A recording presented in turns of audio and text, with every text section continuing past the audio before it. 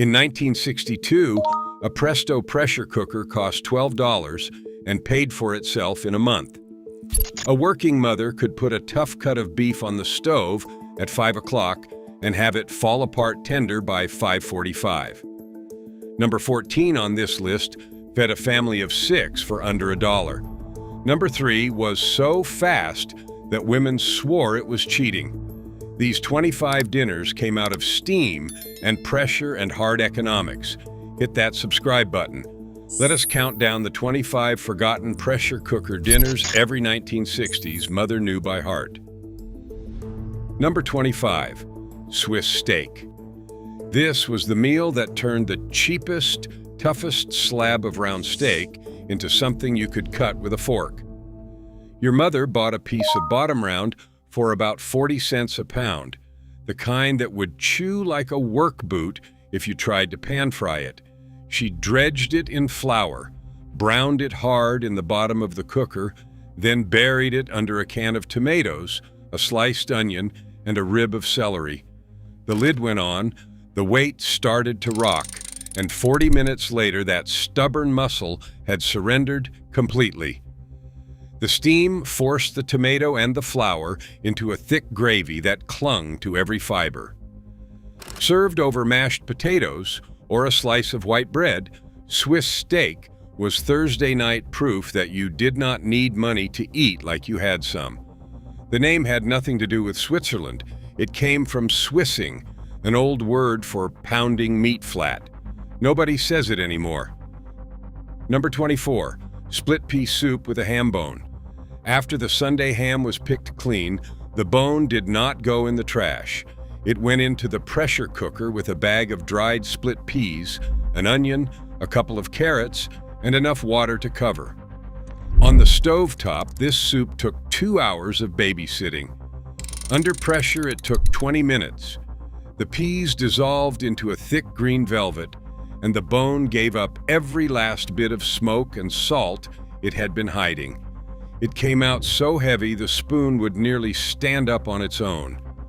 A bag of split peas cost a dime in 1963, and the bone was already paid for. This one pot fed a family for 2 days and tasted better on the second. Church suppers ran on it. Nobody wrote it down because everybody already knew it. Number 23, Spanish rice with ground beef. Long before rice came in a boxed skillet dinner, your mother made this from scratch in one pot in 20 minutes flat. She browned a pound of hamburger, stirred in raw rice until it went glassy, then poured over a can of tomatoes, a chopped green pepper, and water. The lid locked down, and the pressure did the rest.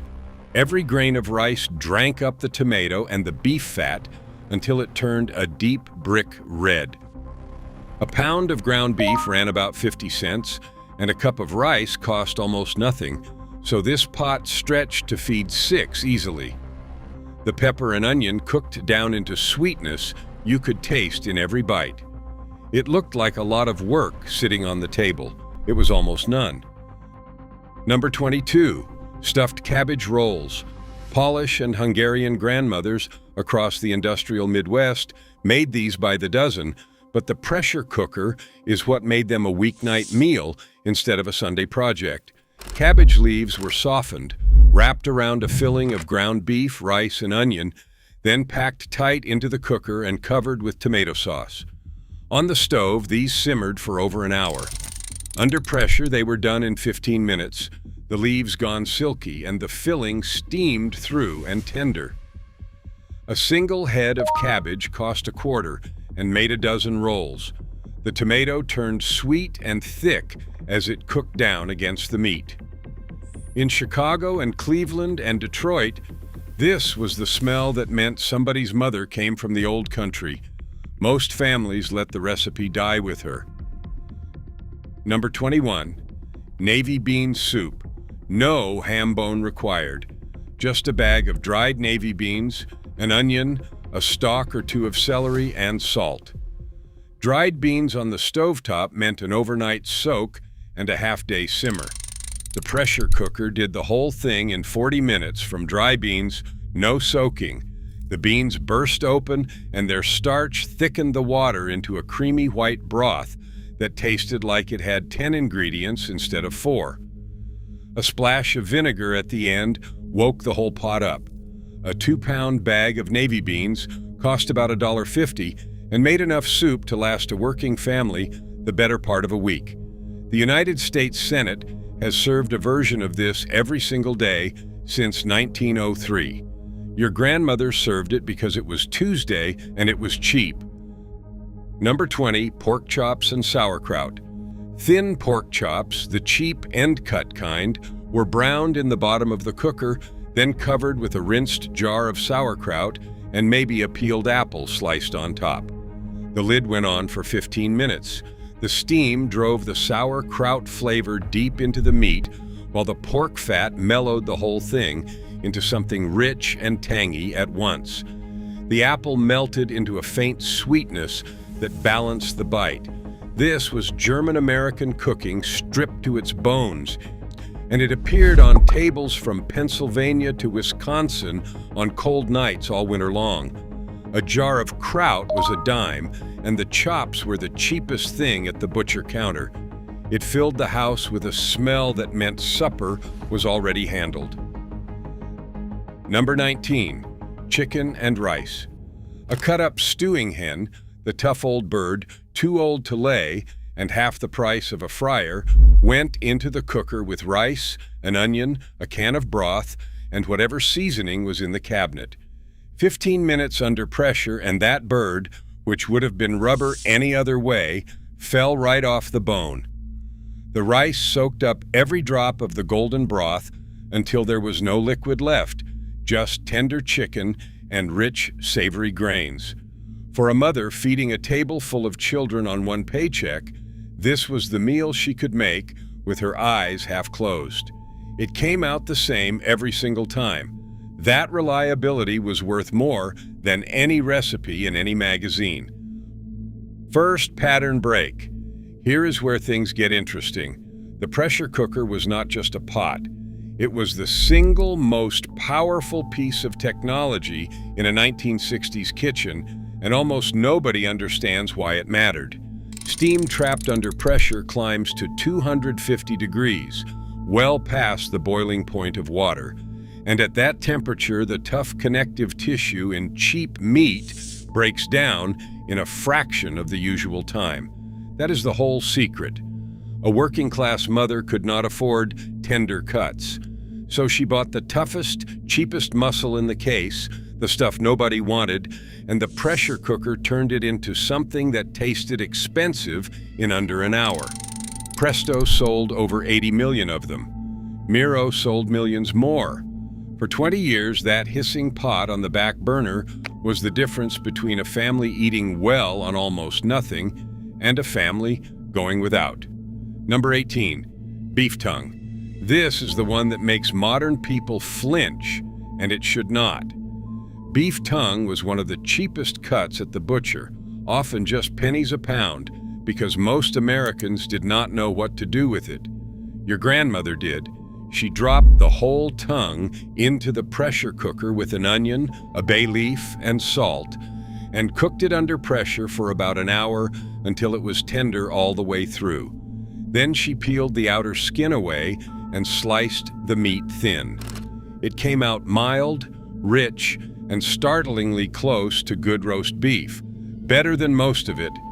Served with a horseradish sauce or piled cold on rye bread, tongue was a delicacy that cost almost nothing. It disappeared from American tables not because it was bad, but because it embarrassed a generation trying to forget it had ever been poor. Number 17, ham hocks and lima beans. The ham hock was the lower leg of the pig, mostly bone and skin and cartilage, sold for 15 cents a piece because there was hardly any meat on it. But that is not what it was for. In the pressure cooker with a pound of dried lima beans and an onion, that hock released collagen and smoke into the water until the broth turned thick and rust-colored and coated the back of a spoon. 25 minutes under pressure and the beans went creamy. the little scraps of meat falling off the bone in tender shreds. This was cheap, filling, deeply Southern cooking, the kind that built men who worked in mills and mines. 2 hocks and a bag of beans fed a family for 2 days.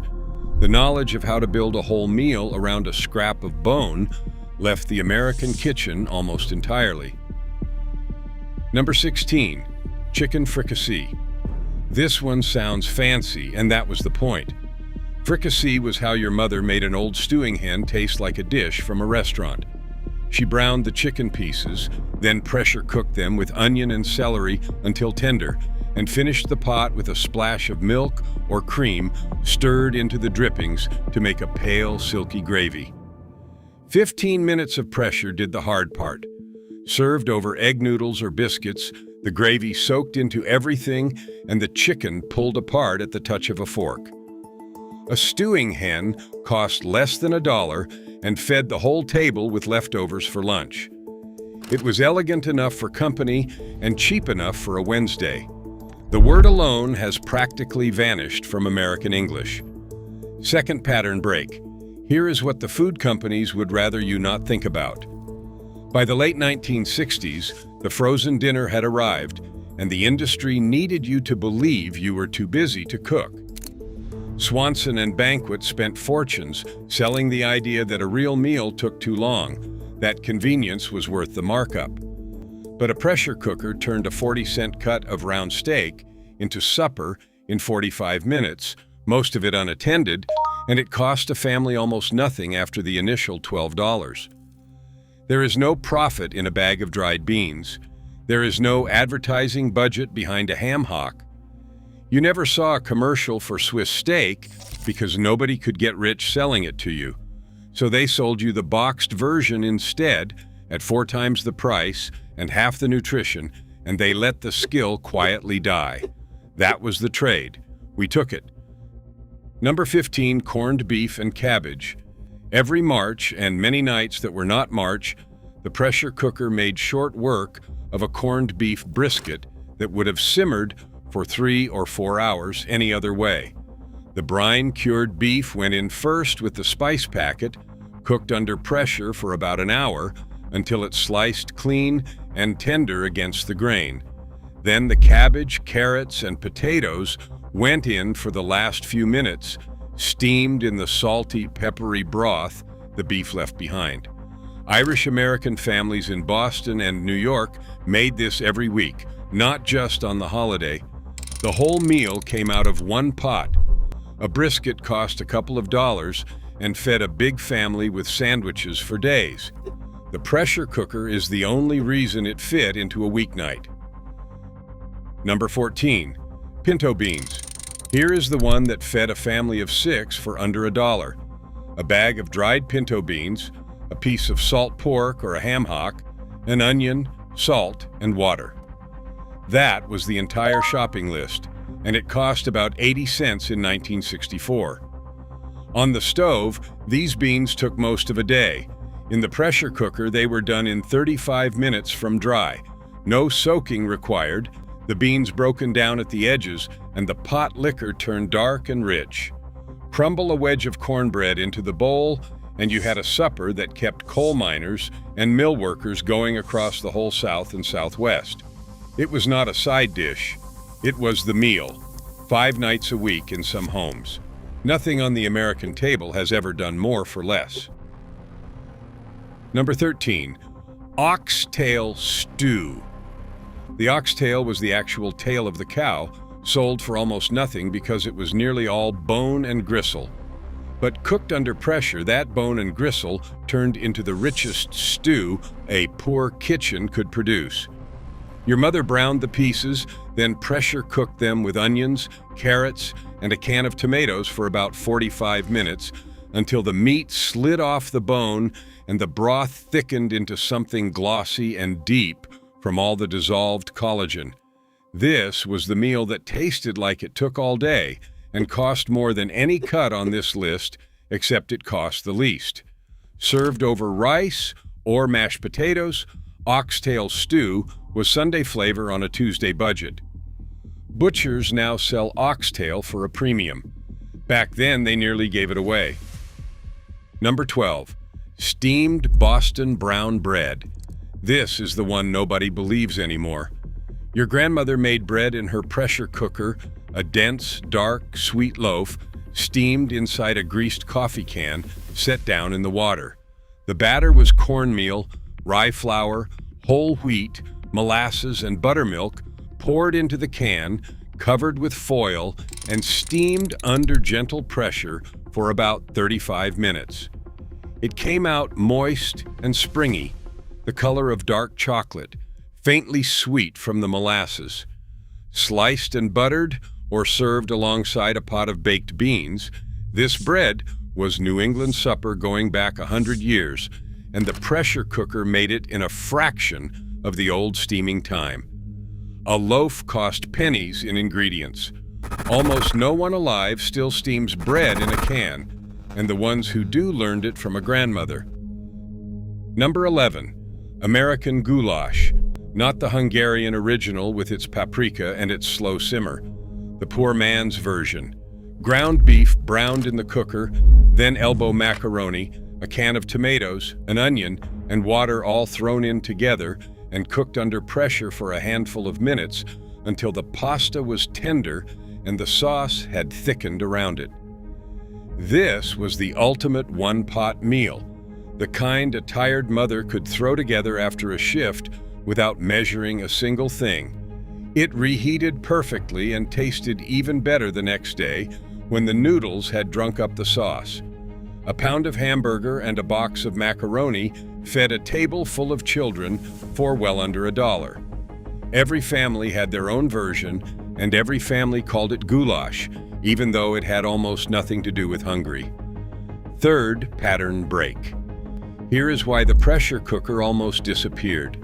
For 20 years, it was the workhorse of the American kitchen, and then, in the 1970s, it developed a reputation.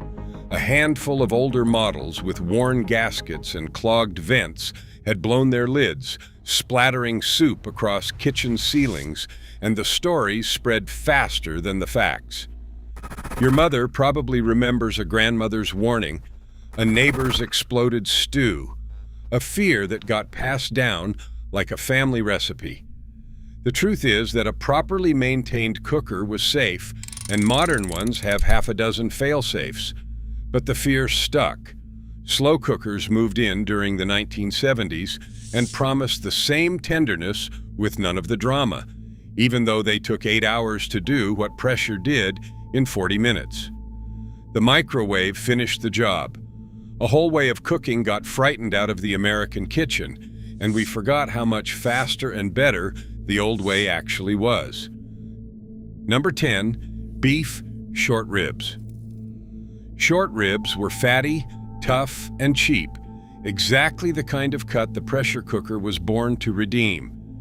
Your mother browned them hard, then cooked them under pressure with onion, garlic, and a splash of whatever was around, maybe a can of tomatoes or a bottle of beer, for about 40 minutes.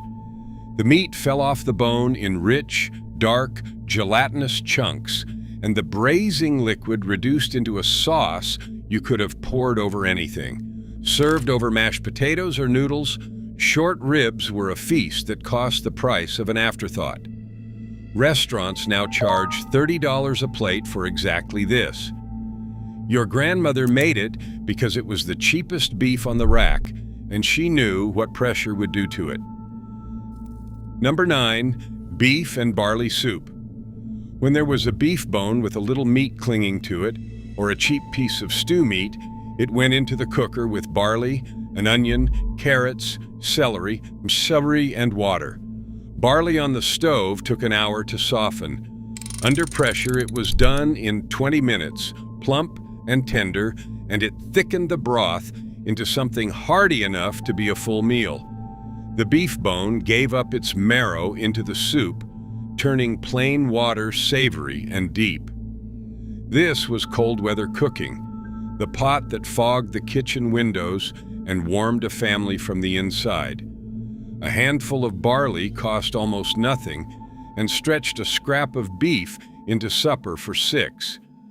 It has quietly slipped off the American table, replaced by a can that tastes of nothing.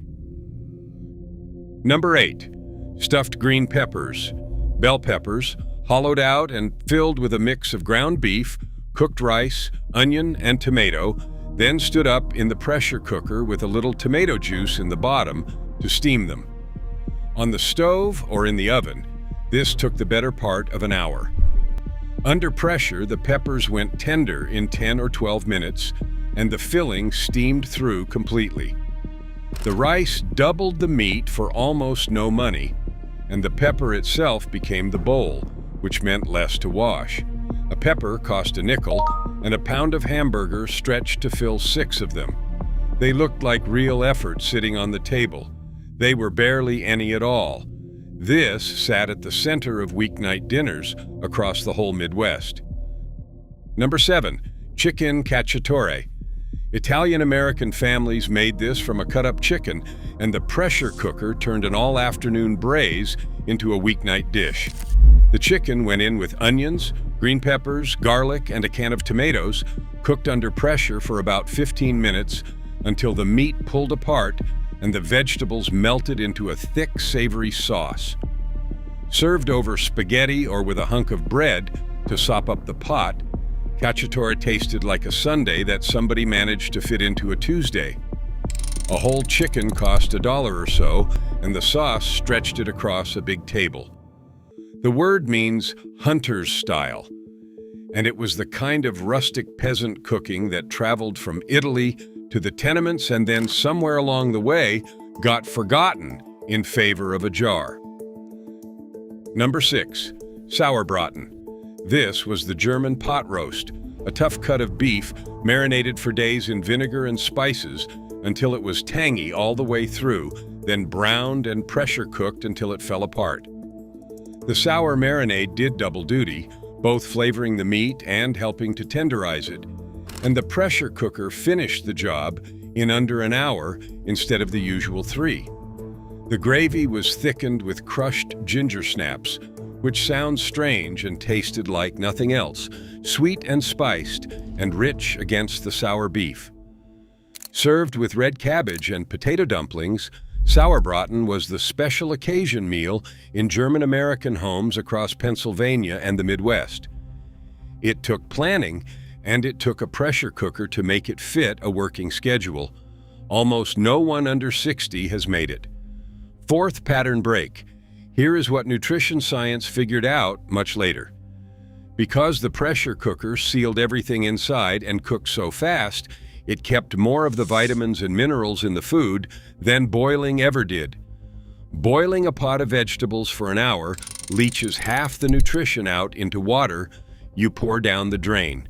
Pressure cooking used a small amount of water, cooked in minutes, and kept nearly all of it locked in the food and the broth. Your grandmother did not know the chemistry.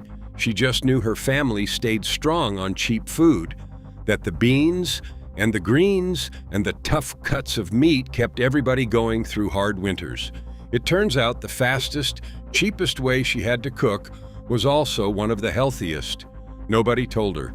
She was right anyway. Number 5. Neck bones and gravy. Pork neck bones were about the cheapest thing in the meat case, sold for a few cents a pound because they were mostly bone with pockets of dark, sweet meat tucked between them. Your grandmother browned them, then pressure cooked them with onion and garlic for about 45 minutes until the meat let go of the bone. Then she made a gravy from the drippings and served the whole thing over rice. What little meat there was tasted incredible, rich and deep, and the gravy carried the rest of the meal. This was survival cooking at its most resourceful, a dinner built entirely around the parts of the pig nobody else wanted. It fed families through the leanest weeks of the month. It has all but vanished, and the neck bones cost real money now. Number 4. Pot roast. The Sunday dinner that the pressure cooker moved to any night of the week. A cheap chuck roast, the tough shoulder cut, was browned in the cooker, then pressure cooked with onions, carrots, and potatoes for about an hour. What would have been 4 hours in the oven was done before the news came on. The meat came out fork tender, and the vegetables soaked up the beef juices, and the drippings made a gravy that turned the whole thing into a feast. A chuck roast cost a couple of dollars and fed a big family with enough left for hot sandwiches the next day. This was the meal that said your mother had it together, that no matter how tight the money was that week, Sunday still meant something. The pressure cooker is what let her make it on a Wednesday, too. Number 3, rice pudding. Here is the one so fast that women swore it was cheating. Dessert in 10 minutes from a pressure cooker sounded impossible, but your grandmother did it every week. Rice, milk, sugar, and a handful of raisins went into the cooker, sealed and cooked under pressure for about 10 minutes. It came out creamy and thick, the rice swollen soft, the whole thing tasting like it had simmered on the stove for an hour with somebody stirring the whole time. A sprinkle of cinnamon on top, and you had a warm, comforting pudding for pennies. Served warm on a cold night or chilled in the icebox for the next day, rice pudding was the cheap, humble dessert that made a plain supper feel finished. It cost almost nothing, and it made children think their mother had spent all afternoon on them. Number 2, steamed meatloaf. Not everyone had an oven they wanted to run for an hour in the summer heat, and the pressure cooker made a meatloaf in a fraction of the time. Ground beef mixed with milk-soaked bread, an egg, onion, and seasoning was shaped into a loaf, set on a rack above a little water, and steamed under pressure for about 25 minutes. It came out moist all the way through, tender in a way an oven meatloaf rarely managed, because the steam kept it from ever drying out. The milk-soaked bread held moisture in every slice. A pound of hamburger and a couple slices of stale bread stretched to feed 6, and every piece held together clean on the plate. Fast, cheap, and forgiving, this was the workhorse dinner that fed American families for 2 decades. Number 1, beef stew. At the top of the list is the meal the pressure cooker was practically invented for. The toughest, cheapest stew meat, the kind that would fight you for an hour any other way, was browned in the bottom of the cooker with onions, then joined by carrots, potatoes, and enough water or broth to cover. The lid locked down, the weight rocked, and in 35 minutes, that stubborn meat had gone completely tender, and the broth had thickened into something deep and savory that tasted like it had simmered all day. This was the meal that could be built from almost nothing, from the cheapest cut and the last vegetables in the bin, and still come out tasting like care. Every mother had her version, and every version was a little different. It fed the family, it stretched across days, and it turned the hardest week of the month into a warm kitchen and a full table. Nothing else on this list did more with less, or did it faster, or fed more people who needed it. This is the one we should remember most. Here is my challenge. Make one of these this week. Just one. The Swiss steak, the pinto beans, the pot roast, the rice pudding. Then come back and tell me if your grandmother knew something we forgot. Drop the one you are going to try in the comments, because these were not just dinners. They were how a whole generation ate well on almost nothing, and we let that knowledge slip away the moment the supermarket made us feel like we could.